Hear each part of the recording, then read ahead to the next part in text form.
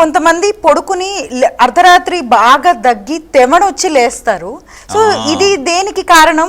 ఇది ఏ ఇష్యూ అసలు? Health issue? అసలు ప్రియ గారు మీరు చాలా చక్కటి క్వశ్చన్లు అడుగుతున్నారు.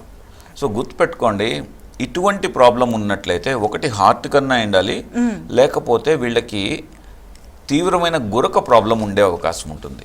జనరల్గా ప్రజల్లో ఏముంటుందంటే, ఏం ఆలోచిస్తారంటే, మనం గురక పెడితే పక్క రూమ్కి వినబడితేనో లేకపోతే పక్క వాళ్ళకి డిస్టర్బెన్స్ వస్తేనో గురక అని అనుకుంటారు.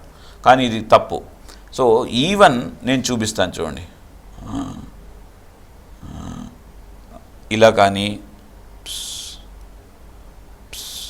అలా కానీ ఇటువంటిది కూడా ఇది చాలా ఎర్లీ సైన్ అవుతుంది. ఇటువంటిది కూడా మీరు జాగ్రత్తగా మీరు ఐడెంటిఫై చేసి దీన్ని కరెక్ట్గా ఎవాల్యుయేట్ చేసుకోవాలి. ఎవాల్యుయేట్ చేసుకున్నప్పుడు వీళ్ళకి ఏమవుతుందంటే, ఒకటి పడుకున్నప్పుడు ఈ నాలుక వెనక్కి పడిపోయి ఊపిరాడకుండా లేస్తుంటారు.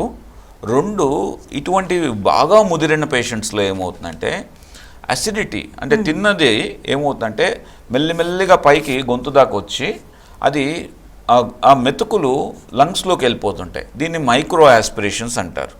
ఈ మైక్రో ఆస్పిరేషన్స్ వల్ల వీళ్ళు ఊపిరి అందకుండా లేస్తుంటారు.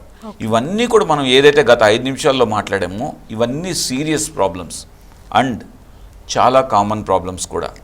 చాలామంది, I can say without doubt, even 90 to 95% of పీపుల్కి ఈ ప్రాబ్లమ్స్ ఉన్నా కానీ ఏదో ఒకటి, అంటే వేడి నీళ్ళు తాగి పడుకోవడము, లేకపోతే ఫ్యాన్ కొద్దిగా పెంచుకొని పడుకోవడము, లేకపోతే తల కొద్దిగా ఎత్తు పెట్టుకొని పడుకోవడము, ఇలా చేసి బైపాస్ చేస్తుంటారు.